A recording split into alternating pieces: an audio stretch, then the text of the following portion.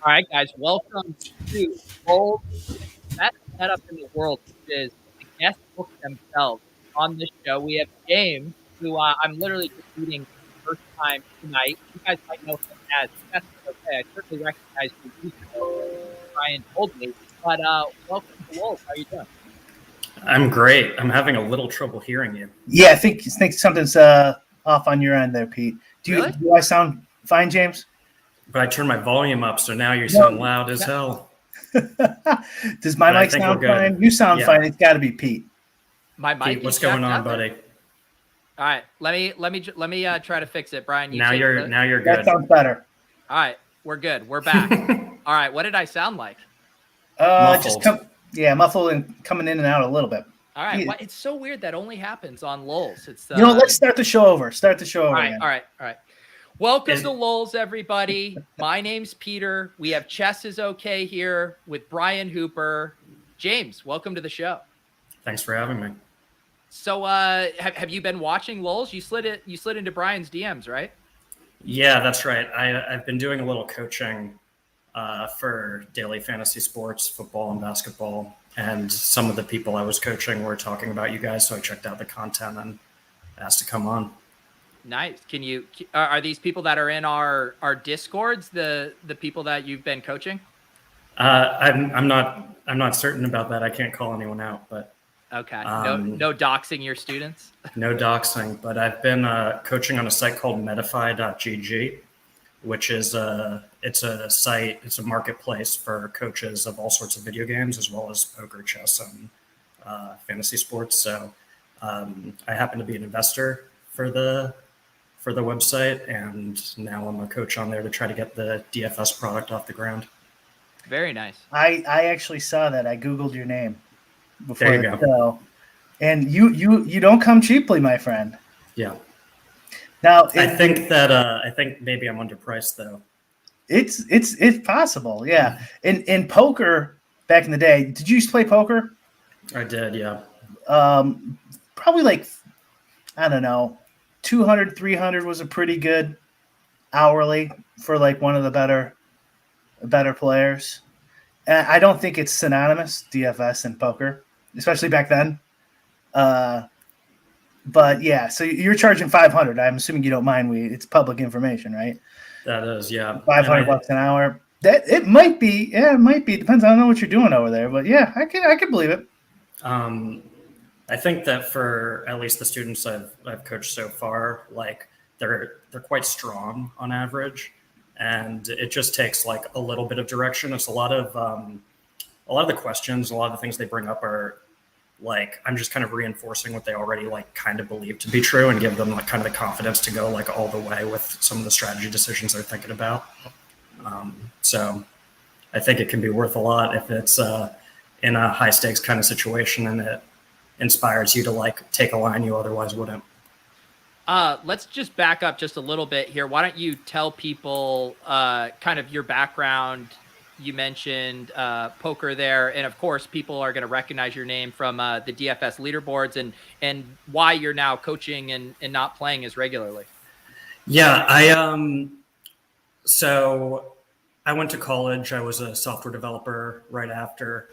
And I tried working for a software company for a little bit as a startup or as the CTO of a startup, and it wasn't really going anywhere. And I found myself more and more playing poker on the internet to support myself until there was a certain point where it's like, I need to get a job as a software developer again, or I just need to make poker work for me. And I started out playing Super Turbos on the US kind of networks. This was like 2013, 2014. Oh, that's a bad time to start. That was a bad time to start. And I was doing pretty well. I started getting ahead from poker. I switched to MTTs. Merge kind of killed the Super Turbo games at one point. I think that it was like the rake at certain points, the rake back deals were like over 100%. And like, it didn't exactly always make sense. And they kind of like changed I forget exactly how they changed the structures, but they kind of killed them basically. So I switched to MTTs, which was great that Merge made me do that because MTTs were way better. And then I was playing those online for a little while until I had heard anecdotally that a lot of poker players were seeing success playing this daily fantasy game on sites like DraftKings and FanDuel. So that was like NBA season, I think 2014, 2015.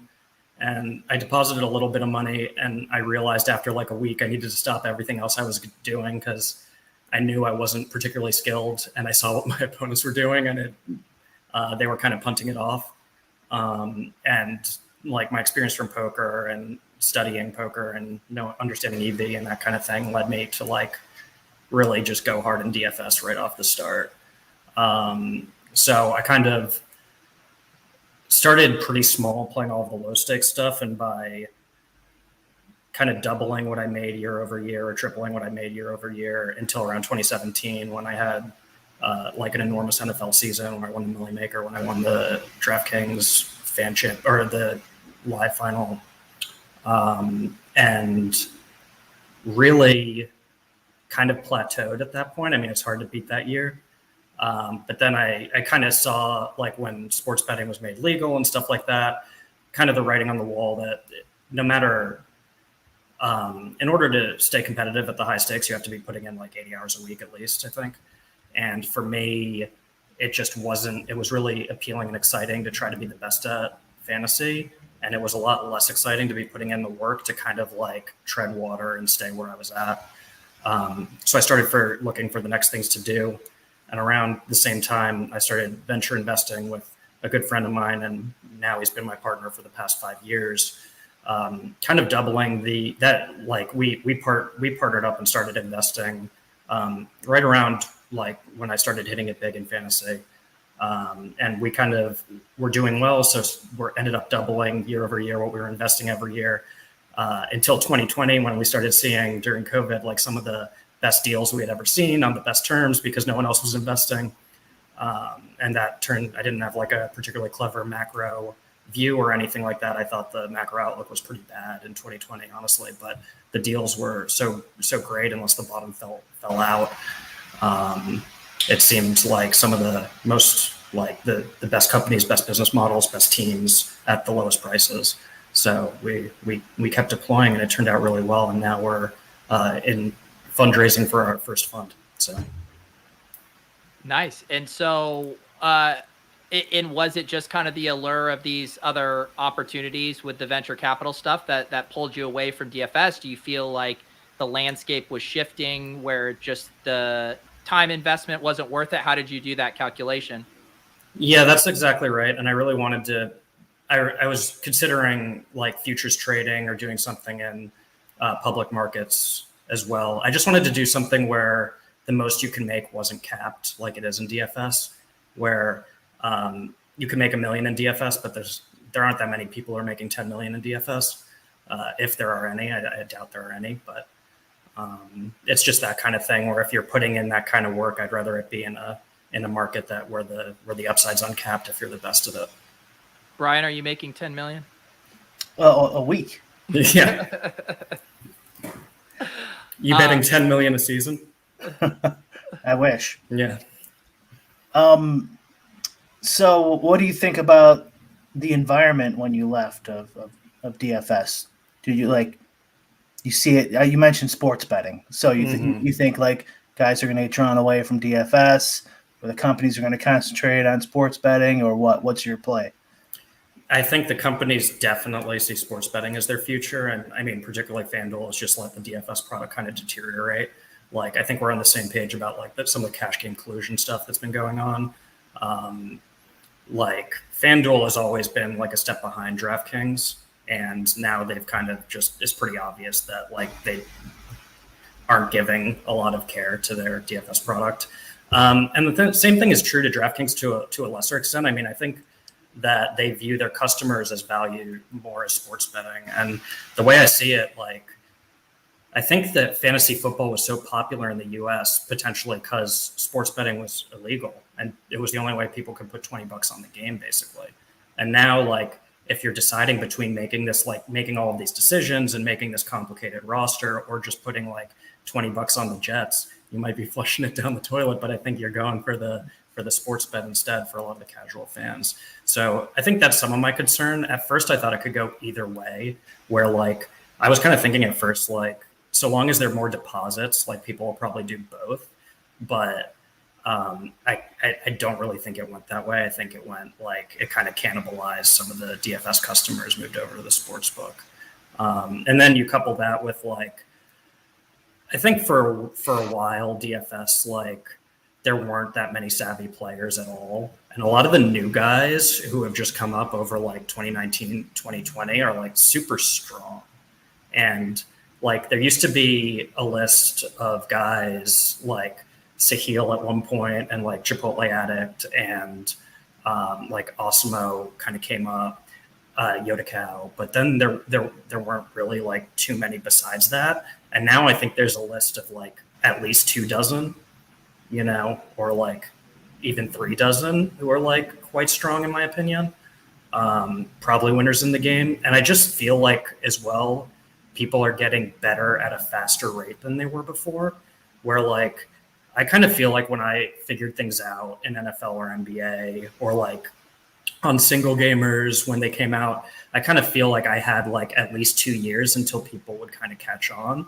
And towards the end, when I retired, I felt like it was more like 6 months, which it wasn't a great feeling. Like if you're putting in all this work, it's not like I'm going to have to keep like working even harder to kind of like have the same, like the range of advantage is just like decreasing. So how do you measure that? How did you measure that?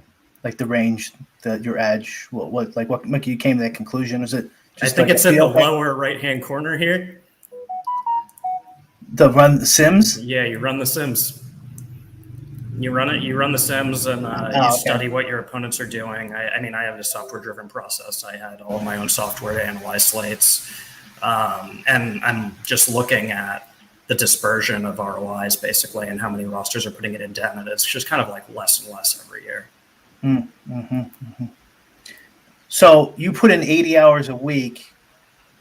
Mm-hmm. And I never really took slates off, as same with a lot of my opponents. And maybe that was a mistake, but I had that urgency from poker, having like come up late in poker and hear everyone talk about like, oh man, I wish like I was pretty good in 2006. I wish I had like put time in.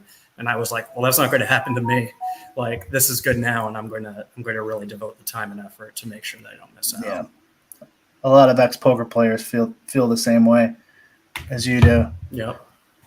So 80 hours a week. I'm just interested on how much time on that was spent, like breaking down the slate, like a hand builder guy, working on your software, and whatever, studying or whatever you're doing. In season, I wasn't working on my software. I took MLB season off to work on my process for NFL and NBA. And then for like, since, I mean, we're in both seasons right now. I mean, NFL would be a ton of work. God, when both were going on, it's really grueling because I would either have to do NFL like in the morning, but before I started NBA and try to run through. I run through every game by hand in NFL and NBA to come up with my own projections. It's computer guided, like the baselines I start out with. And so, yeah, for NFL, go over every side, every game. I would do that Wednesday through Saturday. Probably do like a few sample builds Saturday night to make sure that like nothing was breaking in my models. And then like Sunday, I'd wake up at like 6 a.m. Eastern and start building and like kind of considering strategy for the slate.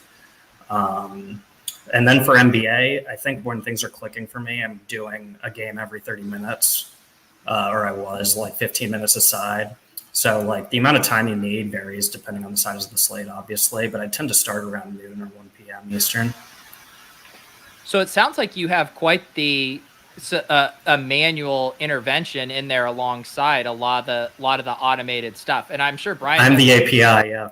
What is that? I'm the API connecting everything. Yeah. Okay. Yeah. And Brian, because I would say you're probably far more on the automated side of not kind of meddling with what the math is doing, right? Yeah, I mean, well, NBA is a perfect example. Like, I think it's a waste of time to start at noon, honestly. Like, there's so much last 15-minute, 30-minute starting lineup news that, like, that's a lot of work you're going to be wasting. I mean, maybe not. I don't know. I don't know how much EV you're getting by starting at noon in the NBA. And it's the tough problem if you're using a simulation in the NBA is the time. You need it really fast. Yeah, I'm not running my software for NBA is returning in like 15 seconds or less. Right, it's got to be fast. Yeah, and I mean the simulations are the simulation stuff you're running out of game to do analysis, and then you have to have like heuristics and proxies for what you're going to do in game, particularly for NBA. For NFL, you obviously have like a little more leeway than that. Yeah, I mean, but you still basically an hour because it's like this. You're not paying attention, obviously. But on Sunday, Pete, who was the cook? Cook got ruled out. Yeah, well, you're gonna have to redo everything. Sorry, So I don't know. I think Dalvin Cook. Yeah. So I've heard of him. Like starting at Saturday at 6 a.m. Or Sunday at 6 a.m. Oh, okay, fine. I don't know. But Papa Gates says he starts at Saturday. So like, okay. So does he go all night? In the show, I've talked to him in person. I didn't ask him that, but I'm talking about his Showtime appearance. I tend for situations like that, I tend to know ahead of time what I'm going to do, depending on what happens with like really material injuries like that. When there's a bomb in NBA, just to clarify, like a lot of my NBA process is just doing the minutes by hand. It's not doing the other things by hand. That can take some time. Yeah. And I think there are just a lot of edges you can have because back in the day, people I don't know how they were projecting their minutes. It seemed like they were kind of random. And then people kind of caught on to use like a moving average or whatever. And I mean, that's like fine, but it's like not particularly good. So just understanding like the coaches and the different psychologies and who's capable of doing what and how people adjust and like who's going to surprise you, who's not, like all that kind of thing, all that kind of stuff is just really useful. Because there are coaches who behave in like idiosyncratic ways where you can figure out I don't know, there are times when the field kind of, I think, still probably misses some pretty obvious spots in NBA. I think some of the projection sites get a little scared. They kind of lean in the direction I think they're supposed to go in, but they get a little scared to go all the way with it. But I'm not following it so much this season. Do you find yourself missing it, just the day-to-day, or was it too much of a grind to be enjoyable? I do miss it. It's the strategy. It's just really fun. And you don't feel like you can do like a half measure where you could just pop in for a slate or just do a Sunday NFL slate. Like for you, it's all or nothing. It's very much all or nothing. Yeah. And unless I'm kind of like doing it week to week, it's kind of hard to follow all of the dynamics to know like who everyone is going to, when you go on podcasts like this, who you're going to bring up and everyone's going to laugh you off the show or whatever. Like it's hard to keep track of all of that. Do your students, do you give them any software? Do you help them with that at all? So I've coding or anything like. No. Here's how I would do it. Now go build it. No, I think the people that I've worked with have come with more like concrete strategy questions, like kind of like situational kind of stuff, and then just asking questions about like strategies on different kind of slates and things like that. What software do you code in? I wrote everything that I did in Java, and that's just because it's what I'm like most comfortable in. How do you? Because I imagine, and I've experienced this dynamic over the past couple of years of talking to Brian where, for me being a hand builder and doing things that way, I don't have my own simulations. I can use Run the Sims. I could, see Brian could tell me something that's popping in his, but I'm not the one on the back end really, changing that stuff. So when people come to you with questions, how do you answer that when sometimes for you it is like, well, this is what my sim said. This is what the numbers spit out. How do you feel like you can bridge that gap for the people who don't have those tools or don't know how to utilize them? Well, because you have to like, it's a good question, and you kind of have to understand why the computer's saying what it is in order to like teach someone what to do in types of situations. I could give some like kind of more concrete examples. Yeah. But like, I don't know, a kind of simple one is like back in the day, like, and I feel like people talk about this a lot more now, where it's like you don't go on injuries. People would kind of like be scared to play injuries and kind of go halfway instead of like either choosing a side. Like if you go halfway, you lose in both cases. Like LeBron's in, you lose. LeBron's out, you lose. And so like you kind of have to take a side and play one part of the distribution and maybe like make separate roster sets for like each of those kind of game states that you're playing in. It's kind of like stuff like that where you can give more like generic advice rather than saying like, well, this is what the computer spits out. I don't really know why. Yeah. I mean, that's what I've been doing, on my showdown slates, like, what was it on Monday night with that Colts game. And it's like, you see Jonathan Taylor's captain ownership is coming in at 10%.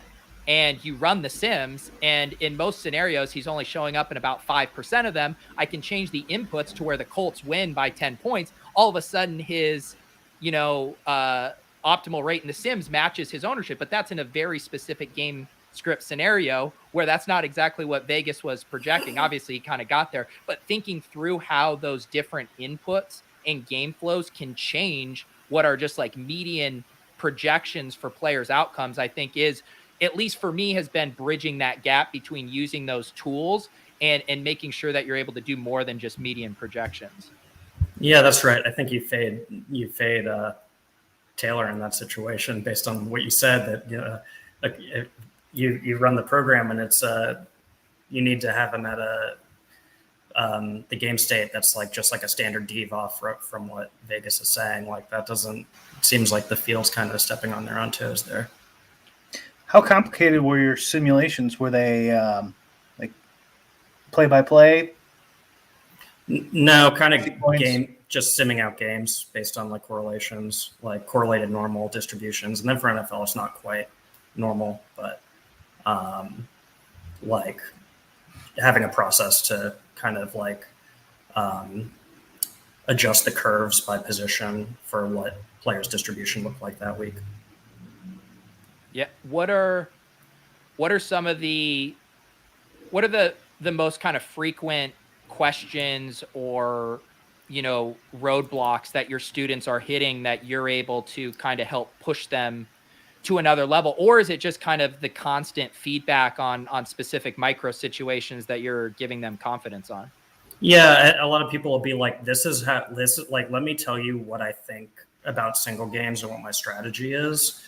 And then like, I want to listen to your comments on the things I'm saying, or like situationally the same kind of thing. Like I want to walk you through this kind of situation in NBA and I want to know what you would do.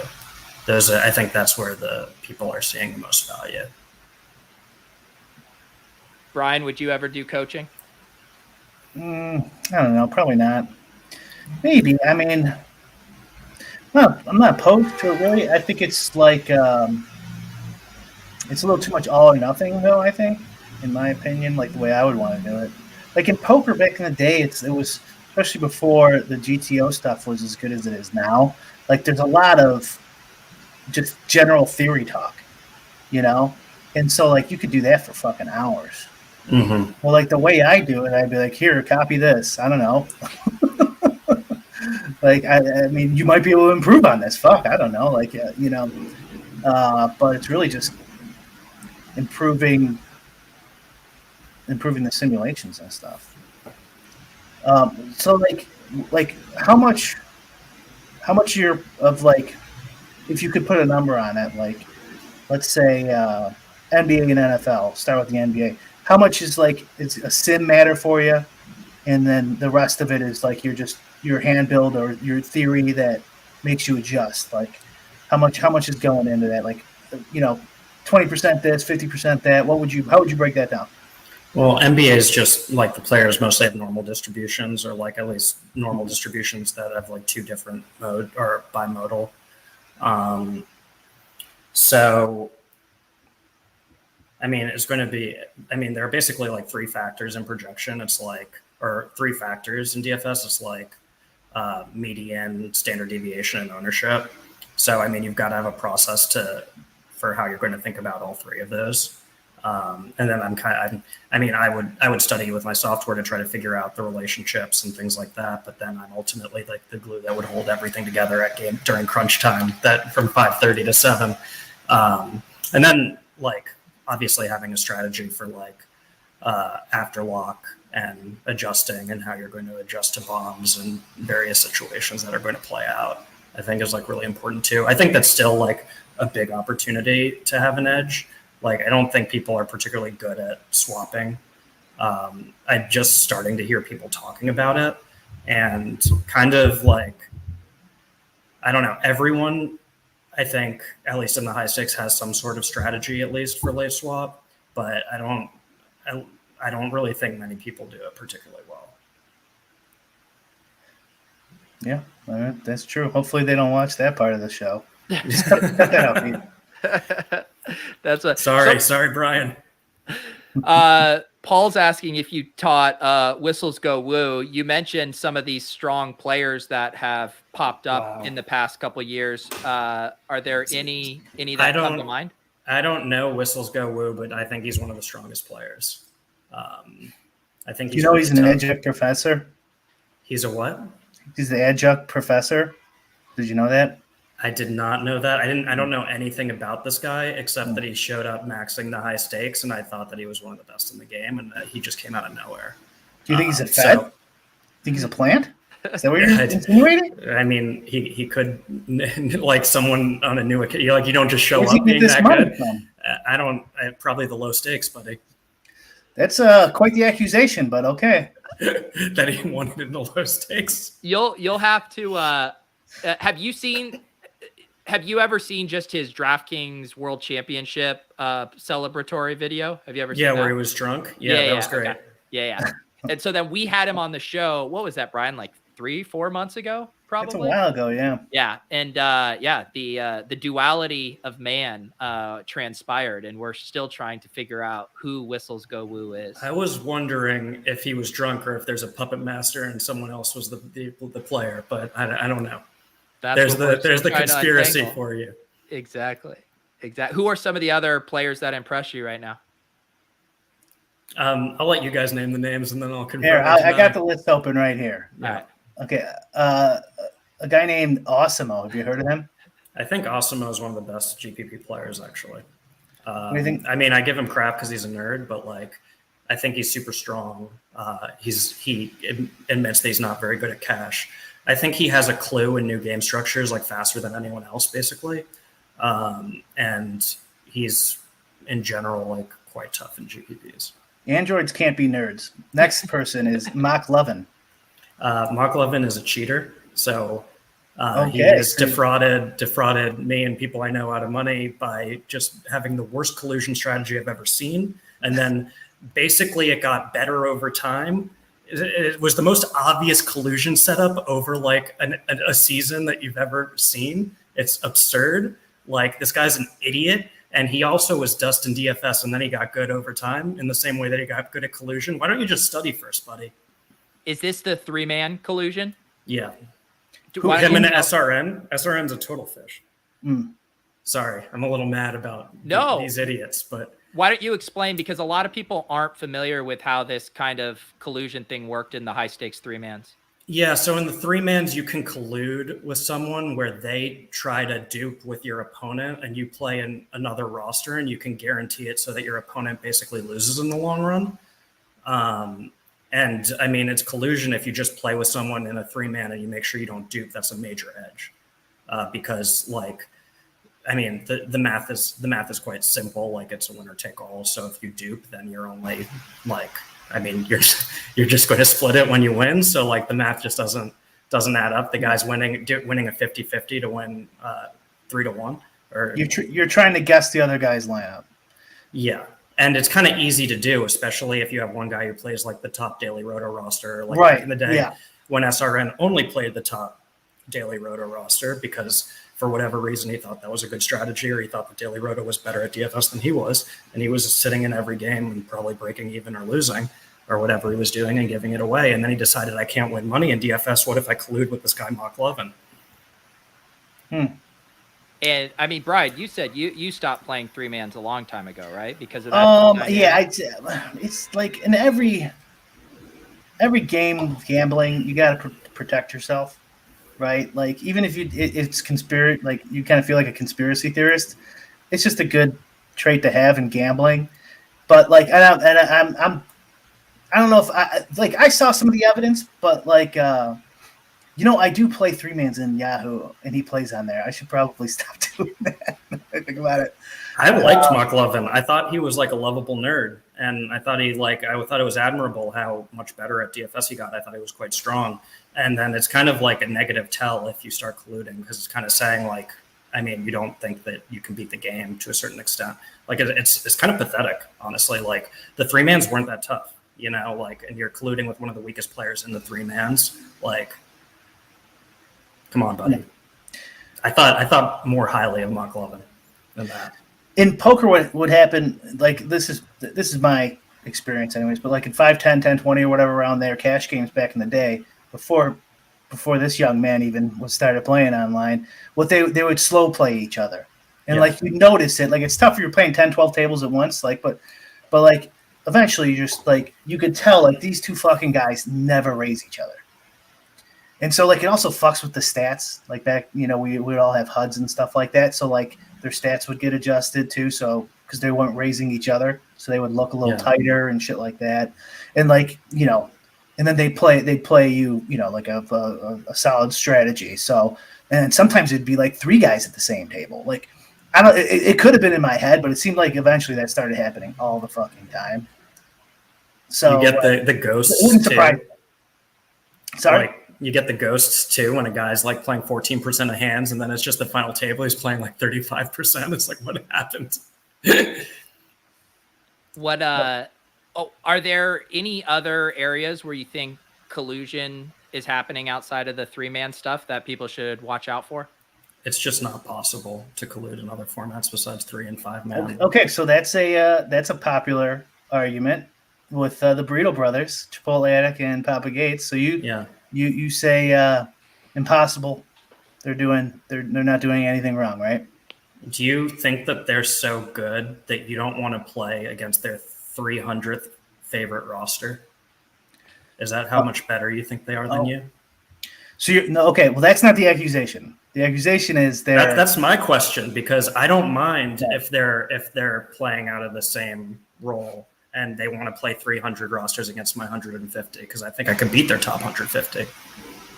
But the accusation, although I understand your point, but the accusation is that they're making 300 together and then splitting them up, which is just against the rules. Your point stands. It still doesn't fucking matter. Can you? It's not positive ROI. There's not a way you can construct those 300 rosters to make it so that you have an advantage. Well, you're getting in 300 plus EV lineups as part of the 150. That is an advantage, yeah. Well, it's not like their 300th roster is making all of their rosters worse, not better. There's not like a strategy that's like only plus EV when you can get like you and all of your friends together to play like max enter a contest. No, but as long as it's just a penny or more, you can enter it and then you make money over time. So it's circumventing the rules. I don't think so, though, because I've seen – I didn't really look into it too much, and I've talked to Martin a little bit in person, and I didn't get that vibe from him at all. But they've also, like, duped each other a bunch of times and stuff. And I could see, like, through my own process, I could easily make 150 different lineups and then, like, 15 minutes later redo my whole thing with the same information and get a bunch of different lineups too. Just they don't dupe with nearly the frequency that they would need to. Like, I mean, I think they're great. I think they're smart guys. I think they're really good players. I don't think they're doing anything wrong.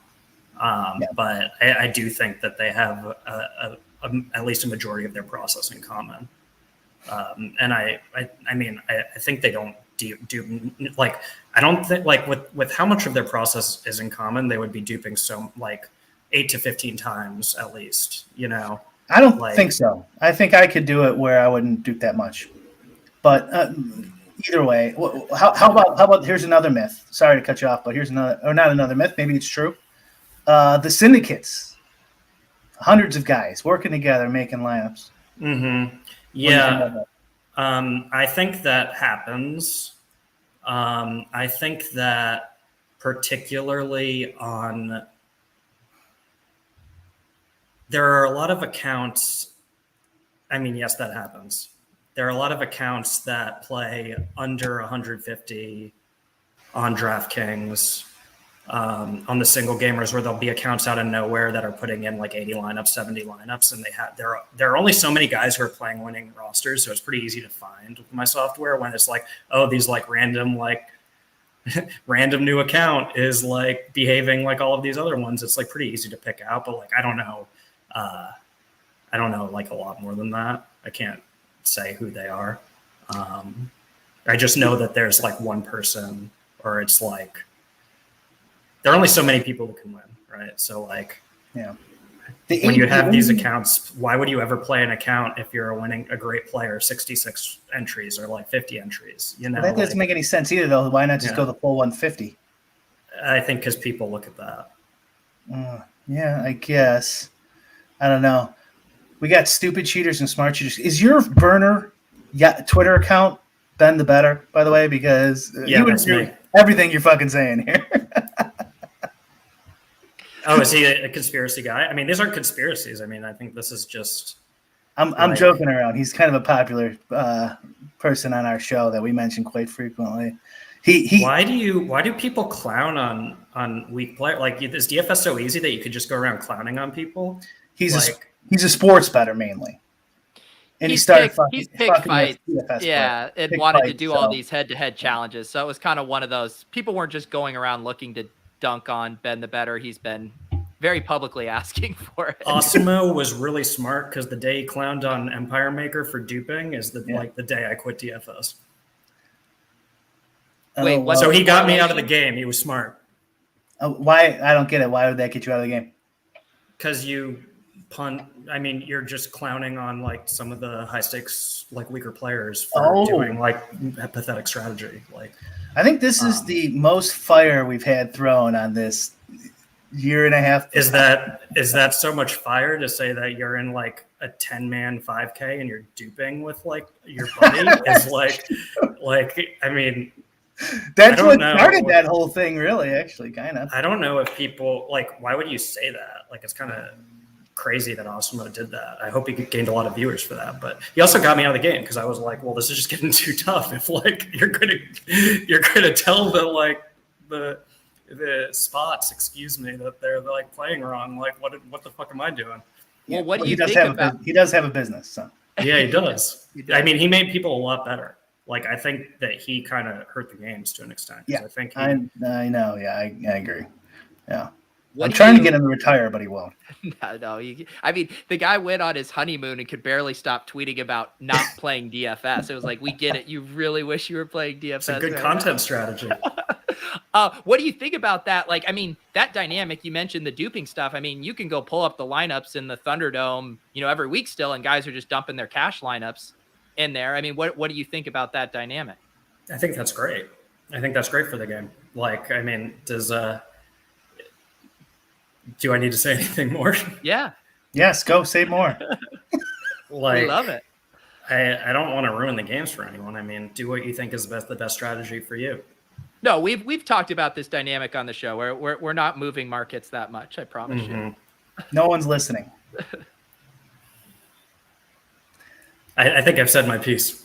Okay. Wow. Okay. Let's give him some more names though, because this is fun, Brian. On the top list. All right. How about Utica? I think that's how you say it. The problem with me Utica. talking about Utica is that he's going to take what I say and then get better. So like, I'm going to sit out about talking about him. He has projections that are pretty different from other people, except for McLovin for some reason. I don't know if that's the case anymore, but it seemed like they were using the same projections for a while. Slight implication there. Slight. This is. I mean, it's not really an implication. Like, I don't know if they're doing. I don't think they're doing any. I called out McLovin. Like, he was doing something that I thought was unethical. I don't think like sharing projections is like particularly unethical, or like sharing parts of your process, or like they might have had the same like computer base or the same projection base and then adjusted it on their own. Like, I don't really know, except that they had some of the like they were making some of the same like kind of like some of the stuff that Utica would do that was kind of outlandish would often be mimicked by McLovin. I think McLovin was like better than Utica in certain aspects, but I don't really want to talk about that too much because I think Utica is a really smart guy and he's probably going to take what I say and then it's going to use it to his benefit. He got better. He got better too. Like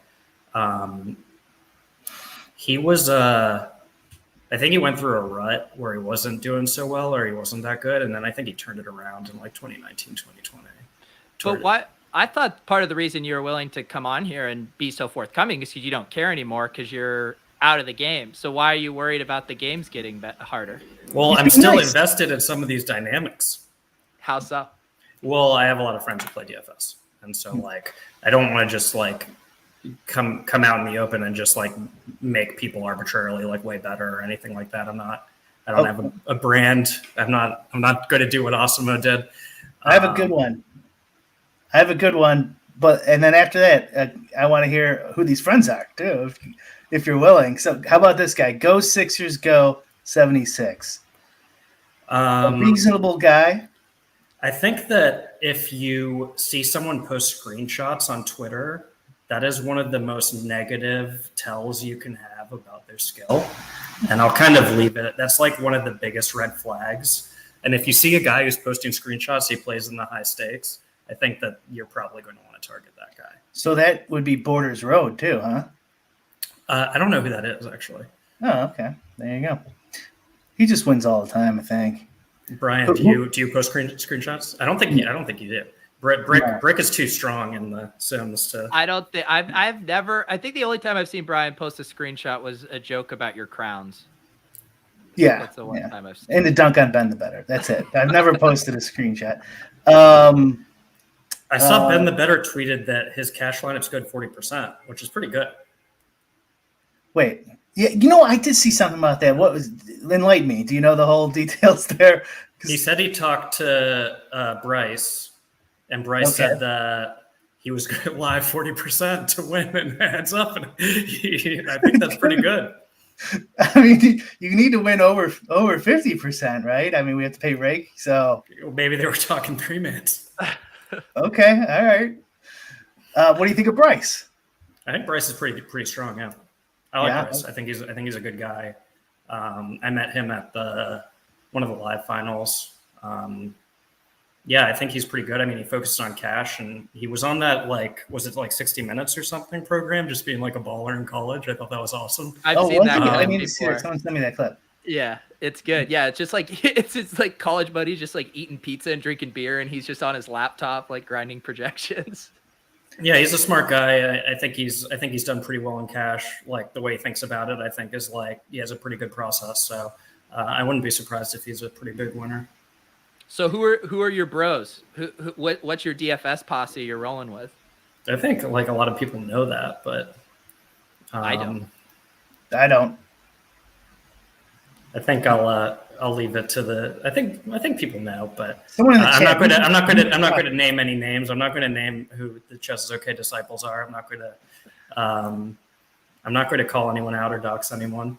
A lot of people have kind of studied the way I play and look a little bit like me. I think that I hope that Whistles Go Woo was inspired by some of the things that I did, but I don't know. How important is that for you? I mean, coming on this show, we've seen it, to a certain extent, there are so much of playing DFS can be a solitary enterprise. You see people like Osimo, who could just as easily have never built a business and just kind of crushed DFS on his own. But there is some appeal to the content side, to the business angle of it. Where do you fall in that spectrum? Because you are now coaching and you are willing to come on a show like this. Yeah. Like the opposite side of the spectrum is Osimo, I guess. I mean, like you asked me if I miss DFS or whatever, and that's why I want to like coach a little bit and talk about it, because I kind of miss like working that part of my brain. But no, I'm not trying to build a brand or like really create a lot of content in DFS or anything like that. I'm trying to help out like Medify.gg. I mean, it's a great product, great company, great marketplace business. So I think people should check it out. You can get coaching on a lot of different sports, not just DFS and poker and chess. You can get like Smash Brothers. It's video game centric. I think I'm the only DFS coach out on there right now. Maybe Brian signs up and gets his. Maybe, you never know. You know what I would have done when I was younger is Madden coaching. Yeah, I was fucking stud at Madden. I was top 5 in 2004. In 2005, I was fucking Madden obsessed. Back when the game was good. That's awesome. I totally would have been down making some money. Most of the coaches are like $5 an hour, kind of. That's probably what I would have charged back then. Yeah, for Madden, back when you're 20-something years old. That's that. I mean, I love this. The whole decentralized marketplace ideas and stuff like that. Is it crypto related? It doesn't have a crypto angle today. I'm not sure if that's like a direction they're going to go in. But I mean, it makes some sense for creators to own like a piece of the platform. And if you had the token that was burned or at a certain rate or something like that, I think it could make some sense with their business model, but they're not doing that today. Can we let's rapid fire some names? It's too much fun. I want to ask about VC too, but can we do that, guys? Yeah, go for it. All right, our boy Big T. I don't really know who that is. You know Big T is? I don't know if that's a burn, but I don't know. I'm not really familiar. Big T44 is his screen name. He's the most loyal man in DFS. Is that Dinkmeyer? He was on Roto Grinders. Drew Dinkmeyer is the nicest guy in DFS, but he will backstab the shit out of you. No, Dinkmeyer had the best projections for a while. I can say that, but Big T, I don't. That didn't stand out to me in the contest. How about my guy DeColtz? DACOLTZ. He's pretty good. Yeah, he's pretty tough. He's very good. How about Hoop2410? I think he's pretty good. I don't quite remember him as being like the top. Is he more of a cash game player? I think so, yeah. How about Cheese is Good? Oh, well, he's MLB. Yeah, but he's been winning other stuff lately too, actually. But yeah. I think he's pretty good. Did you not play MLB? No, I didn't. Okay, yeah, I don't remember. I didn't play much MLB at all. NBA, Someone thought your name was actually inspired with a beef with Cheese is Good, since your cheese is okay. That is what someone said. That's right. That would be great. I actually got a coaching from Cheese is Good, like when I was starting out playing DFS, actually. And I asked him a couple of questions. He was pretty cheap. And so like I just asked him like a couple of questions about my process or whatever, and he was like, well, I don't really play these sports, but it sounds like you're making sense. How about some of the OGs? E. Hafner, Kandia, Sahil. I think that I don't really get like what Sahil was always pretty good. Like it doesn't really make sense that he fell off the cliff the way he did. I think he had a gambling problem. Like I don't really know. Like I've heard rumors that he was like cross booking like heaps on his he would like just hop into new games like golf or like NHL and just like cross book for heaps and was really bad at them. But like in NBA and NFL, he was like pretty good. So like it doesn't really add up. And then it's kind of weird how he just like allegedly goes broke and then he's like doesn't just go back to like, because it doesn't take much of a bankroll to just like play the low stakes every slate, and you're going to like work back up. And like just playing the low slate, like especially when he like went broke, like just playing the low stakes, he could have made like 300K a year, or more. Like he'd be back in a year. Yeah, it doesn't make any sense to me either. And like it was the same time where he got that site. Like, I mean, like it would make more sense to me that he just like maybe he was running bad and had like $1 million left and got $1 million for the site or something. And he's like, fuck it. Like just enough where he's like, I'll go do something else and I can live off this for a while. It doesn't make sense that he goes totally broke.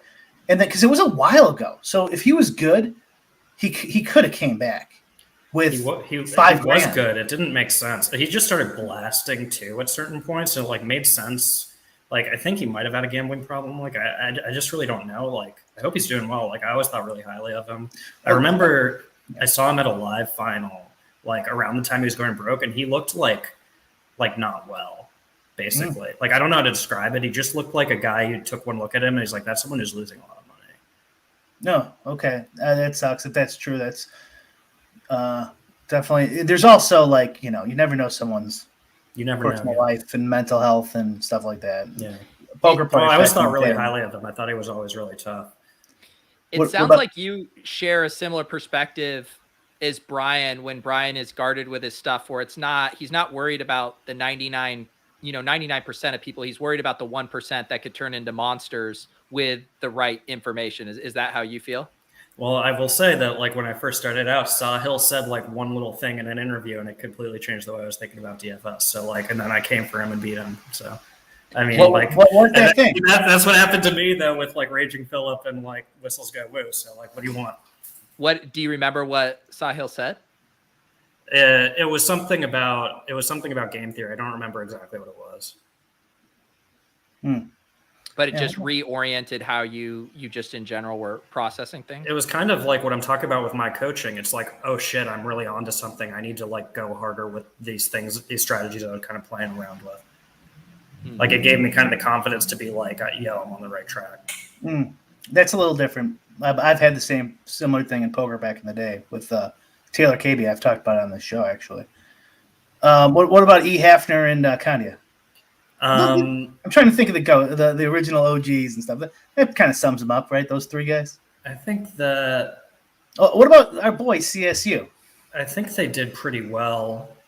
I think that like Kandia was a spot for a while before he retired.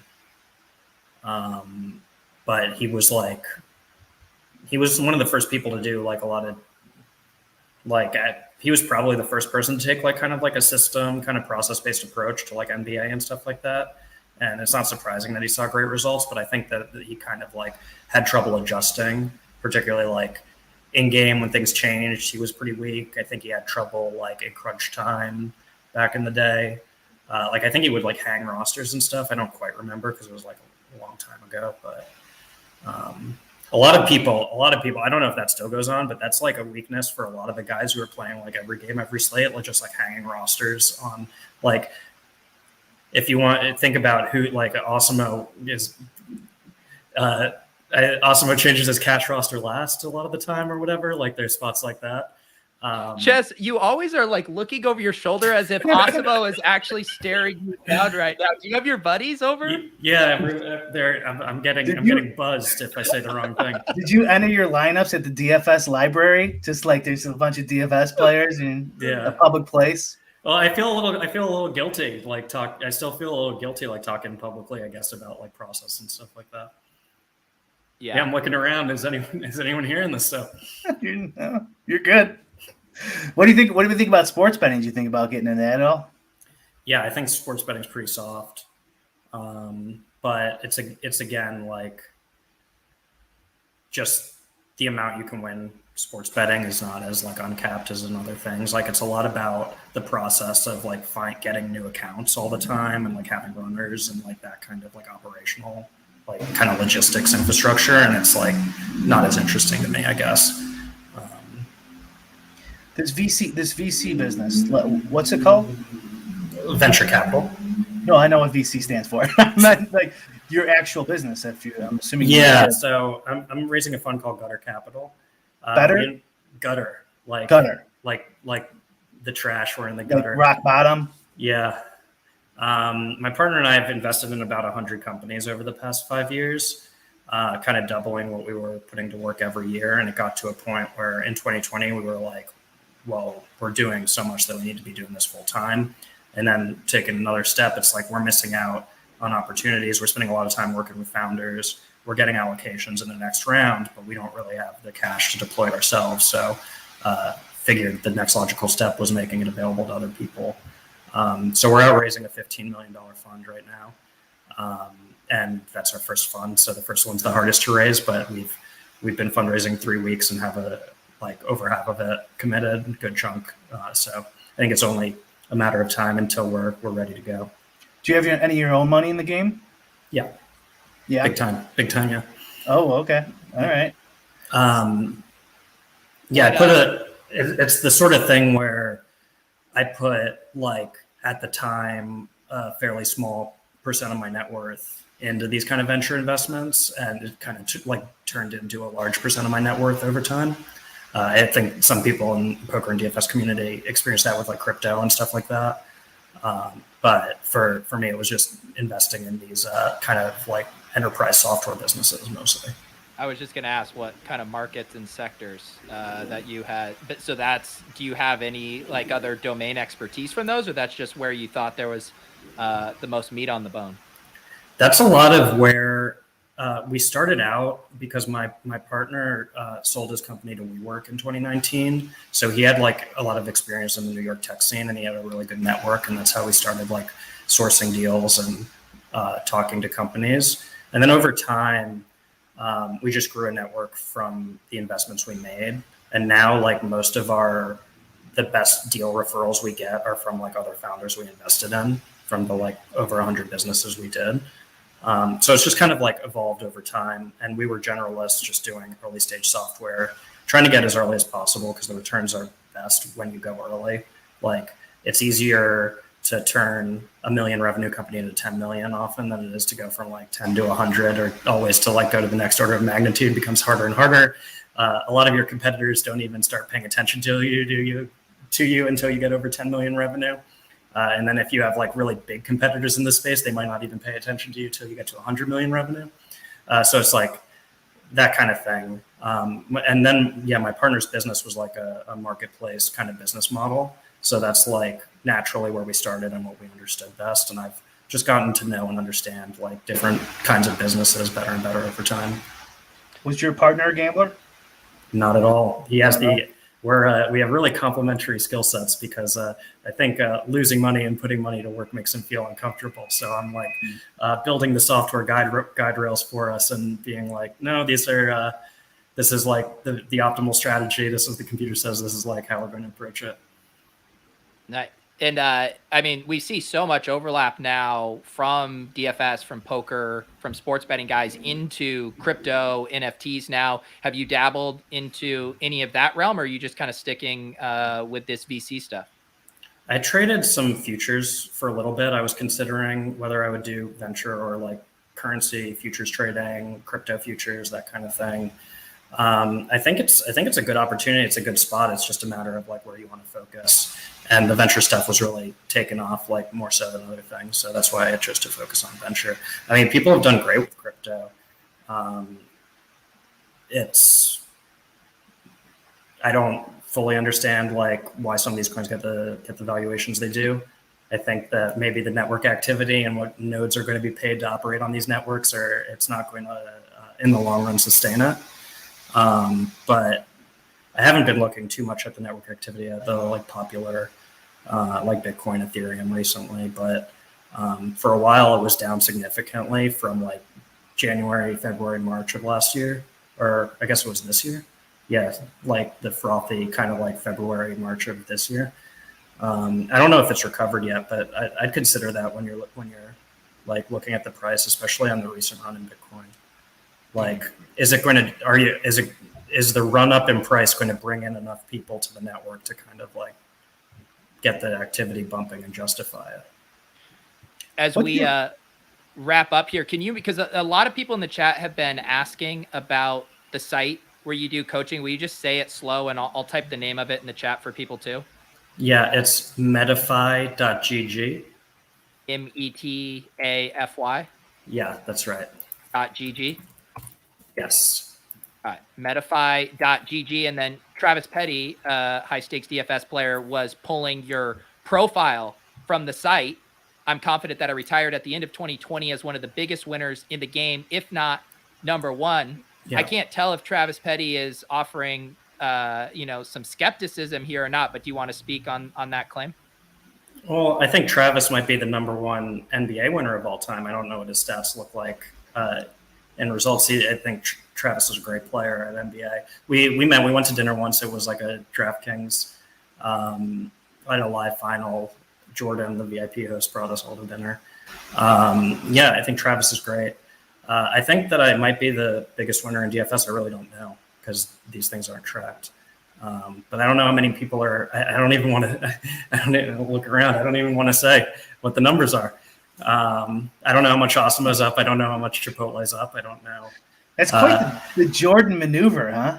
I think that let's combine Chipotle and his brother versus me, and we'll see who's up more. Wow, Jesus, that shots fired. Maybe I don't even know. It's I think they're great. I think they're some of the best players. Well, he just won. He just won they, another $1 million on Sunday, so you're gonna have to add that to the Well, they bet a lot. They do bet a lot. Yeah, they do bet a lot. They need to win a bunch of millions in order to keep it up. I'm not. Travis is trying to goad you into saying the number. It's all in VC now, anyways, Travis. It doesn't matter. That shit's all going down when the economy crashes, anyways. He's fucked. Don't worry about it. I'm kidding. You're gonna do fine. I'm up more than Ricky D. I'll tell you that. Oh, okay. Here we go. You have to come back on. This is too much fun. I think Travis. I mean, I don't really know. I mean, Travis could be up a lot in NBA. Like Travis is really strong. I don't know. Travis could be up 5 to 10 mil in NBA. You want to comment, Travis? Sounds like we just need to have a friends and family show of Lolz. My guess for Travis would be probably like 5. Seems a little high for how much he's up. I don't know how many seasons he played NBA. I would guess Travis is up like 3 to 5 mil NBA. I could see that. Yeah. I don't know if Chess could do a family party. He's burned like half the DFS community in this podcast alone. Would you come back to challenge EM2 for that free in fucking what? money? In DFS? Yeah. Yeah, maybe. Like how much we're going to bet. I don't have the. I mean, honestly, I don't have the time. He said he would bet you for whatever you wanted. Wow. I mean, I might take him up on that. Maybe we'll bet on the number. He might have been on a coke binge. No one really knows, but if he does it again, you got to come out of retirement. Wait, he said he'd bet me as much as I wanted? He said he would bet anyone as much as they wanted. Oh. He wanted to bet people that the COVID deaths in the U.S. would be under 50K. Was that him? No, that was Borders. That was him. I think that was Wilson. He's made such outlandish bets. I've asked people, like, is this guy just free-rolling people? Like that was Wilson, I think, wasn't it? Yeah, Wilson was the COVID bet. I'm pretty sure it was Empire Maker, but I don't know. Empire had the Biden Trump election night bets. Yeah, but he had Biden though. Yeah, that was a great spot. I had some Biden bets and on election night as well. I was pretty nervous about it. Honestly, I wasn't thinking too clearly. I should have probably bet a lot more than I did, but I was like scared Trump would win. So like I was like not entirely thinking all that clearly, but like that was like an amazing spot that only comes around once in a while. And then even afterwards, like where you could just get kind of like infinite down at like a free like 15% or whatever it was. That was amazing if you could put it together. I think that like Harleboss did. And I think he said that was the most he made, like sports betting or something, was like betting on Biden after the election was over. Yeah, but like some of the problems with was like getting the money and crypto was doubling and tripling and everyone betting crypto. So like, and it was getting locked up. Yeah, so they didn't really make that much because it was bad. Yeah. Well, you'd have to borrow money, I guess, to to do it right. Well, the problem was because the election technically wasn't decided for however long. Yeah. And then, a lot of these Trump bettors just wouldn't give up. So like crypto doubled, tripled, quadrupled, and you would have made more just keeping your money and put it in. But if you could borrow at like 5 to 10% or something, and then you just could have made a spread for like infinite money, basically. It sounds like you're right. I think that's what Harlebos did. I mean, I think he smashed it. So good for him. It sounds like you're right. EM2 also did bet 50. Yeah, seeing people in the chat confirm that. So yeah, I missed that. You're right. We're wrong. No, there's a lot going on that Twitter feed over that period of time. So it was easy to miss some stuff. All right. Chess is okay. We got you at Metafy GG. We got you on a repeat Lolz performance when you reload the holster with hot takes in a few months, right? There you go. Yeah. I'll let people come at me or whatever, and then I'm guessing you're going to get some chirp backs on Twitter here. I hope I didn't offend Travis. No, I didn't. Nah, he's fine. He's fine. Anything else though? Any final parting shots here? No, I loved it. Really enjoyed it. I think Brian's really tough. Pete, I don't think we played too much. I don't know if you're really in the DFS streets or where you're at. DFS streets, Chess. Not in those. But we appreciate you coming on. If you guys want to listen to the audio version of this, you can download that on iTunes, all that stuff. Just search Lolz on your podcast. For Brian, I'm Pete. Thank you to Chess is okay for joining us. We'll see you guys next week.